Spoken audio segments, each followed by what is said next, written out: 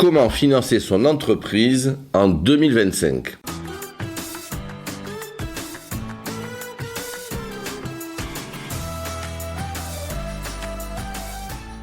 Bonjour et bienvenue dans ce nouvel épisode de Gardons le Cap, le podcast qui accompagne les entrepreneurs dans leurs défis quotidiens pour construire des entreprises solides et durables et surtout vous faire tendre vers le succès. Alors aujourd'hui, j'ai décidé de vous parler de financement parce que bien entendu, c'est une problématique cruciale pour les entrepreneurs. Comment financer sa croissance, comment financer tout simplement son entreprise pour qu'elle puisse se pérenniser, se développer dans ce contexte économique tendu, c'est une vraie question que l'on me pose souvent. Et vous savez, en début d'année, je dis souvent qu'avec mes clients, nous révisons la vision, nous réajustons les prévisions pour 2025. Chaque année, en début d'année, c'est le moment de faire ça. Et bien évidemment, quand on parle de business plan, de business model qui sont extrêmement utiles, même si certains disent le contraire, et surtout parce qu'il faut comprendre que ces outils-là sont adaptables et sont des outils de réflexion constante pour son business. En fait, il s'agit après de voir comment je vais financer mes investissements, comment je vais financer l'exploitation de mon entreprise. C'est une véritable approche stratégique que nous devons faire dans chaque entreprise et le réviser régulièrement au risque d'être pris au dépourvu parce que nous avons des besoins que nous n'avons pas anticipés. Le début d'année, c'est le meilleur moment de le faire après avoir fait la synthèse de l'année précédente et de se projeter sur celle qui arrive. Je ne vais pas dans ce podcast vous faire une énumération très complète parce que y a tellement de solutions pour financer son entreprise que je ne vais pas toutes les énumérer. Par contre, je vais vous dire les différentes manières et surtout comment présenter un dossier au financier et quels sont les pièges à éviter pour ne pas risquer un refus de prêt. Et j'ai envie de vous dire que déjà, quels sont les comportements des banquiers et financeurs aujourd'hui ? Il y a une grande prudence face au risque. Ça ne vous a pas échappé, notre environnement est extrêmement incertain. Depuis 5 ans, nous allons de surprise en surprise. Avec le Covid il y a 5 ans, ça fait déjà loin, 5 ans maintenant. Puis la forte reprise avec une inflation qui a obéré le pouvoir d'achat des agents économiques, des particuliers, des entreprises, avec un rétrécissement des marges. Une crise géopolitique avec des guerres pas très loin de chez nous, en Ukraine, au Moyen-Orient, des changements politiques, l'arrivée de Trump qui est en train de redistribuer les cartes, sans compter les aspects climatiques, technologiques, politiques en France. Nous sommes toujours dans l'incertitude avec l'absence d'un gouvernement qui puisse prendre des décisions, faute de majorité à l'Assemblée nationale. Donc, tout ceci fait que les entreprises sont dans des situations qui sont compliqué, beaucoup plus qu'auparavant d'ailleurs, ce qui fait que les entreprises sont dans des situations beaucoup plus compliquées, comme en témoignent les 66 000 défaillances d'entreprises en 2024, et encore c'est le minimum, peut-être qu'on sera autour de 67 68 000 quand les comptes seront faits et que nous aurons le bilan de ces défaillances. Et 2025 ne s'annonce pas mieux. Alors, plusieurs raisons à ces difficultés. La crise, évidemment, en est une. L'adaptation à ce contexte économique, la baisse de la demande, mais bien sûr aussi le fait de parfois ne pas avoir anticipé ce besoin financier avec de l'autofinancement quand nous faisons nos investissements, ce qui est à proscrire. L'autofinancement, c'est quand vous payez vous-même avec votre cash les investissements et il ne reste plus assez après pour financer ces investissements qui permettent d'améliorer l'outil de production. Il en ressort une sélectivité accrue. Les banquiers et autres financiers adoptent des critères plus stricts pour octroyer des crédits, pour débloquer des fonds, et notamment pour les PME et les TPE qui en souffrent plus parce qu'elles sont beaucoup plus fragiles. Les entreprises doivent donc prouver leur résilience financière, leur capacité à rembourser et leur stratégie à long terme pour convaincre beaucoup plus qu'avant. À partir de là, quels sont les outils de financement à privilégier, les organismes à aller voir, les solutions traditionnelles et celles alternatives? comment présenter efficacement votre projet à un financier et surtout quelles sont les erreurs à éviter. Vous êtes au bon endroit, nous allons tout passer en revue. Commençons par les banques. Il est de tradition d'aller voir les banques quand nous avons besoin de financement et c'est normal, c'est leur métier. D'ailleurs, à l'époque où j'ai démarré ma carrière professionnelle au sein de la banque, il y a maintenant plus de 35 ans, il n'y avait que les banquiers qui pouvaient financer quasiment et il n'y avait pas toutes ces plateformes de crowdfunding, il n'y avait pas toutes ces aides beaucoup plus importantes qu'avant. Donc on va voir sa banque et la banque peut nous aider sur deux plans, le financement de ses investissements et le financement de son exploitation. Alors évidemment, vous avez les crédits bancaires classiques, moyen terme. N'oubliez pas quand vous les demandez, dans certains cas, de demander une franchise de 3 mois, 6 mois, jusqu'à 1 an. Quand vous avez parfois un chevauchement de crédit sur 1 an, ou quand vous avez un délai de fabrication, de construction, qui fait que vous allez payer le crédit alors que vous ne pourrez pas utiliser votre matériel. Voilà, je vous donne ces astuces qu'on oublie parfois. Et quand nous faisons des acquisitions d'entreprises, planifions le remboursement des crédits en même temps que le versement des dividendes. Moi, je demande systématiquement une annuité. Ça veut dire que je demande non pas un paiement par mensualité, mais un paiement annuel, voilà, qui colle avec le versement des dividendes et ça permet entre-temps de se faire de la trésorerie. Alors, l'avantage des prêts classiques reste une solution stable et structurée. Ils permettent des plans de financement clairs et prédictibles. L'inconvénient, avec des taux d'intérêt en hausse, il est essentiel de négocier les conditions, même si les taux d'intérêt ont tendance à baisser depuis maintenant le mois de septembre, et cela devrait se poursuivre normalement. En tout cas, c'est la politique menée par la Banque Centrale Européenne, même si la politique économique que va mener Donald Trump pourrait remettre cela en cause. À voir. N'oublions pas qu'il y a le crédit bail que vous pouvez utiliser pour financer du matériel, des véhicules, même de l'immobilier. C'est une solution idéale qu'apprécient beaucoup les banquiers parce que ça leur permet de diviser le risque. Donc souvent les organismes de crédit bail sont affiliés aux grandes banques et on peut trouver des organismes de crédit bail qui sont aussi indépendants. Pensez au crédit bail. C'est moins gourmand en fonds propres et permet d'éviter l'achat direct. Et en plus, vous pouvez choisir une retenue de 1, 5, 10%, 20% dans certains cas pour choisir votre option d'achat in fine.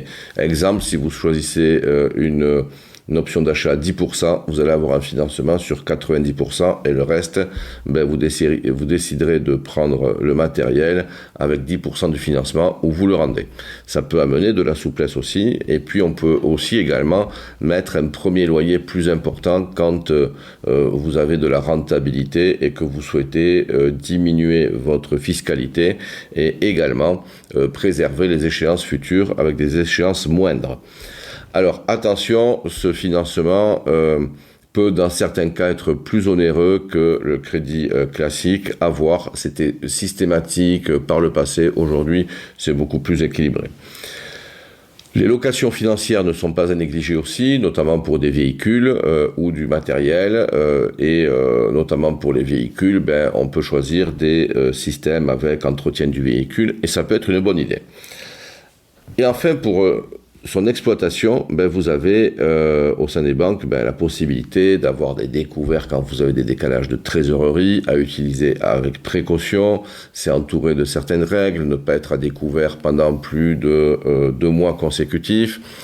Et puis, autour du découvert, vous pouvez avoir du billet à ordre. Le billet à ordre est comme si vous faisiez du crédit sur vous-même. On vous crédite un montant pendant une certaine durée. Et c'est intéressant quand vous avez des décalages de trésorerie liés à la saisonnalité, liés à des campagnes d'achat, liés à des décalages parce que vous avez des décalages aussi dans votre production, dans vos livraisons. Donc c'est aussi des choses intéressantes. En principe, votre banquier saura vous le proposer si vous en avez besoin. Voilà, et après je ne vais pas rentrer dans le détail blablabla. Et enfin, sachez que le banquier peut vous financer aussi votre poste client avec de l'escompte, de la DAI et de la facturage. Personnellement, je ne suis pas fan de l'affacturage, notamment pour les petites entreprises, parce que ça demande un suivi très précis et puis parfois un contrôle des retenues de garantie qu'on peut avoir au sein de l'affacturage qui parfois ne sont pas systématiquement rendues. J'ai des clients qui ont eu quelques déboires. Bien sûr, je reviendrai plus en détail sur un autre podcast sur ces modes de financement ou dans une masterclass pour décrypter tous ces modes de financement que les banquiers proposent. Alors, que faire si vous voulez demander des financements en dehors de votre banque ? Écoutez, ça tombe bien parce que vraiment, depuis les années 2010, de nouvelles formes de financement sont apparues pour faire face à la crise de l'époque. Rappelez-vous, la crise des subprimes.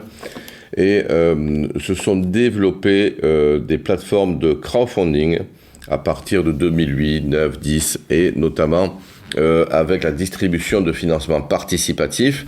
C'est idéal pour les projets à forte valeur ajoutée et quand parfois votre banquier ne souhaiterait pas avancer avec vous ou si vous voulez diversifier vos sources de financement. Alors, ces plateformes ont subi également la crise et donc certaines se sont retrouvées en difficulté. Donc, il y a de nouveaux intervenants souvent et d'autres qui disparaissent ou en tout cas qui se désimpliquent. Donc vous allez trouver des plateformes comme Ulule, Kickstarter, KissKissBankBank, etc. Et je ne vais pas toutes les citer. Vous pouvez retrouver la liste sur Internet en demandant la liste des plateformes de crowdfunding, de crédit participatif ou sur le site de BPI également. C'est vraiment un moyen de financer ces projets. Quand vous avez des projets plus ambitieux, vous avez la possibilité également d'aller voir des fonds d'investissement et faire une levée de fonds par une prise au capital pour pouvoir consolider vos fonds propres et pouvoir accélérer le développement de votre entreprise.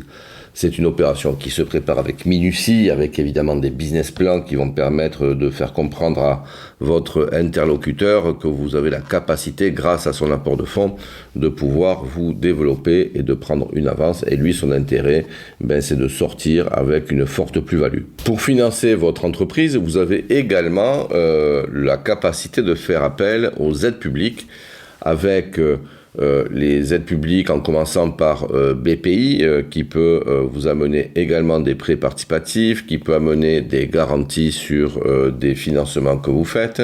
Vous avez également la possibilité avec BPI de financer votre court terme. BPI peut faire des systèmes de mobilisation de postes clients ou d'avance à l'export pour pouvoir financer votre déploiement.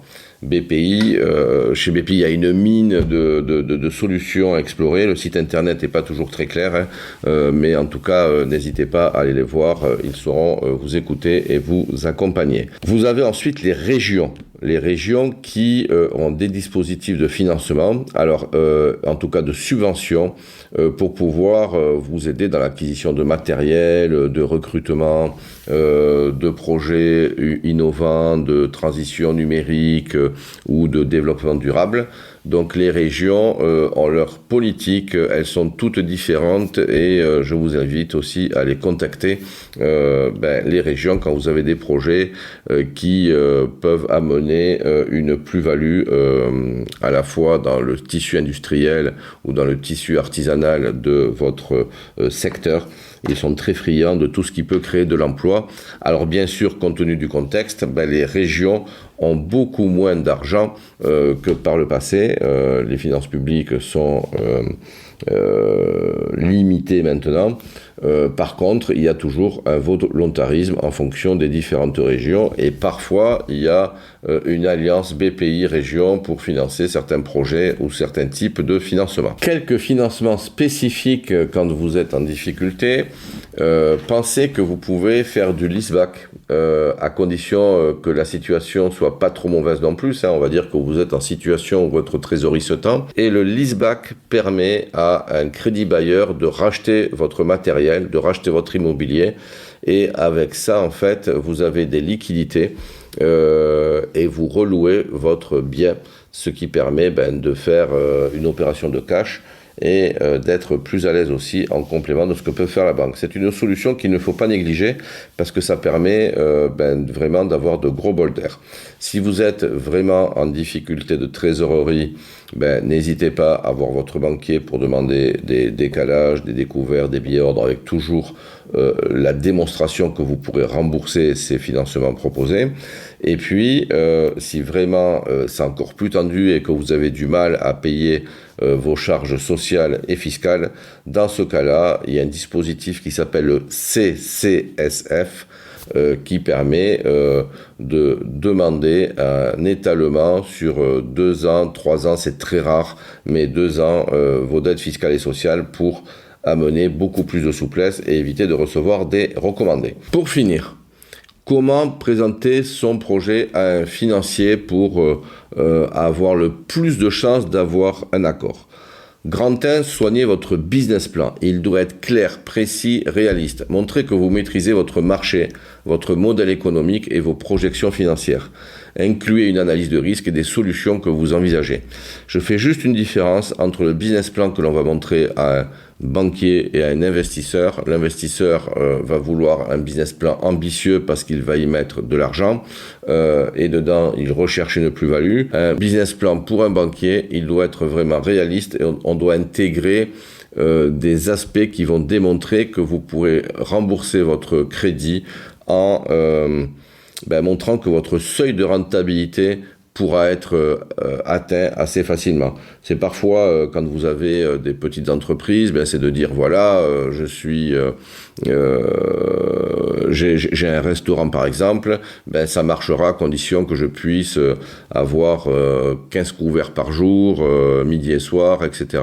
Et à partir de là, on va voir la faisabilité. Il va dire, oui, c'est tout à fait atteignable. Non, c'est pas tout à fait atteignable. Parlez de votre stratégie. Soyez clair et concis, je précise. Ensuite, montrez vos atouts financiers, les indicateurs clés, chiffre d'affaires, marge, taux de croissance, tout ce qui peut montrer la solidité de votre projet et qui peut permettre une analyse du banquier qui va lui permettre de comprendre que oui, vous êtes dans les clous, oui, ça va marcher. Vous pouvez également voir les soldes intermédiaires de gestion métier et voir si vous êtes dans les clous ou pas. Si vous êtes très au-dessus, expliquez pourquoi, parce que ça peut paraître bizarre. Si vous êtes très en dessous, expliquez aussi quelle est votre stratégie. Parfois, il y a peut-être une erreur et le banquier risque de ne pas accepter le crédit. Troisièmement, adaptez votre discours à l'interlocuteur. Les banquiers aiment les chiffres et la sécurité, rassurez-le. Alors que les investisseurs, je vous l'ai dit, cherchent une vision à long terme et des retours sur investissement. Donc ensuite, entraînez-vous pour voir le banquier à présenter votre pitch, que ce soit le banquier, que ce soit d'ailleurs des prêts d'honneur pour les créateurs d'entreprises ou parfois les repreneurs. Et prévoyez des scénarios alternatifs et en cas d'imprévu. En fait, il faut que vous puissiez montrer que même les aléas sont prévus en fait. Et démontrer aussi votre leadership avec un projet solide, mais aussi cette capacité à piloter un écosystème autour de vous, à la fois vos collaborateurs, vos freelances, sous-traitants, mais aussi que vous avez des partenaires, experts comptables, conseils, juristes, etc., qui permettront de vous aider dans toutes les circonstances. Vous devez vendre un projet, vous devez vendre une équipe, parce que dans le projet, il y a une équipe. Quand on va demander des financements avec mes clients, ils voient qu'ils soient accompagnés et en fait, ça facilite aussi la décision. Quelques erreurs à éviter lors de la recherche de fonds. J'ai tenu le rôle de banquier pendant 14 ans dans ma carrière professionnelle avant de créer K-Manager et d'être à la place où je suis aujourd'hui. Et en fait, la principale erreur, c'est un dossier incomplet ou peu clair. Aujourd'hui, le banquier n'analyse pas le dossier tant que tout n'est pas complet. C'est comme ça. Donc, trop souvent, les entrepreneurs arrivent avec des dossiers mal structurés qui donnent une mauvaise impression dès le départ. Investissez du temps, faites-vous accompagner pour le rendre impeccable. Je crois que l'investissement de l'accompagnement est indispensable pour permettre de faciliter la demande de financement, surtout quand c'est un investissement à enjeu pour des financements qui demandent une forte capacité financière à mettre en place. Sous-estimer et surestimer les besoins. Demander trop peu peut effrayer. Je me souviens que j'avais un client qui m'avait demandé il y a une quinzaine d'années, Gérard, on doit faire ce gros investissement. Et puis, je lui ai dit, attention, ça risque de pas passer. Donc, il ne m'a pas écouté, il est allé voir le banquier, il a minimisé le coût coup, il a dit on verra bien. Mais il s'est retrouvé avec de grosses difficultés parce que, au final, il avait autofinancé trop et un an après, on a dû redemander une rallonge. Mais alors là, je vous raconte pas, c'était assez compliqué. Bon, il a réussi, grâce à une discussion que j'ai eue avec le banquier, à pouvoir avoir une rallonge. Mais vraiment, demandons parfois plus que ce qui est prévu, parce qu'il y a toujours des aléas et des imprévus. Sauf si c'est extrêmement clair, vous achetez un véhicule, c'est clair. Une machine, c'est une machine. Par contre, parfois, avec certaines machines, il y a de la formation, il y a de la mise en place. Donc derrière, pensez aux frais. Quand on déménage son entreprise, il y a l'investissement lié au déménagement, mais il y a aussi des frais liés à la non-production. Parce qu'on démonte du matériel dans un atelier, dans une usine, et on remonte tout. Donc, imaginons tout ce qui peut se passer. Quand on demande des investissements qui sont liés à du développement, pensons aussi à calculer son nouveau besoin en fonds de roulement parce que les délais de paiement, le stockage peut aussi augmenter et ça va nécessairement générer nouveaux besoins de trésorerie qu'il faut anticiper. Se focaliser uniquement que sur l'argent est aussi une erreur parce qu'au-delà de l'argent, nous devons travailler sur notre stratégie et le banquier veut vraiment savoir qu'est-ce qu'il y a dans votre tête. Alors quand je dis le banquier, c'est tous les financeurs, vous m'avez compris. Voilà, donc derrière, les chiffres arrivent en dernier. Je vois trop souvent des business plans où il n'y a que les chiffres. Le business plan, c'est d'abord une argumentation, une présentation qui va convaincre. Les chiffres arrivent en dernier pour conclure le business plan en démontrant la capacité à mettre en place la stratégie et les chiffres arrivent après pour conforter le dossier, pour avoir une vision financière aussi et pour permettre aux financeurs de faire ses calculs et de vérifier que tout est cohérent pour vous financer. Pour finir, cet exercice est indispensable à faire en début d'année pour se visualiser et préparer ses demandes de financement. Planifiez vos investissements si vous en avez. Calculez votre besoin de trésorerie lié à votre exploitation, toutes choses restant égales. Entre les solutions traditionnelles et les financements alternatifs, les options ne manquent pas, mais elles nécessitent une approche méthodique. Prenez le temps de soigner votre dossier et de bien le préparer. N'hésitez pas à vous faire accompagner par des experts. Nous le faisons d'ailleurs avec nos clients et ceux qui viennent nous voir pour maximiser vos chances de succès, parce que c'est une histoire aussi de relations. Et surtout, souvenez-vous, il n'existe pas de projet parfait, mais une présentation bien pensée peut faire toute la différence. Allez voir plusieurs banquiers, financeurs, ne vous contentez pas juste d'un banquier. Je veux aussi conclure là-dessus. Quand vous dépassez un certain chiffre d'affaires, ne restez pas qu'avec un seul banquier, les amis. Vraiment, parce que même si le banquier est sympa et qu'il vous finance, il peut être muté. Le banquier peut changer sa politique de financement. Divisons les banquiers comme les banquiers, eux, divisent le risque. Voilà, nous sommes là pour optimiser toutes vos études de financement, son opportunité. Notre podcast touche à sa fin. Il était un petit peu plus long que d'habitude. Le sujet est vaste. Merci d'avoir écouté cet épisode de Gardons le Cap. Et si vous avez aimé, n'oubliez pas de vous abonner, de partager ce podcast avec d'autres entrepreneurs. Ensemble, continuons à construire des entreprises solides et alignées à vos ambitions. Et à très bientôt pour un prochain épisode. Et au mois de février, je vous annonce une surprise. Suivez-nous. À très vite. Ciao, ciao.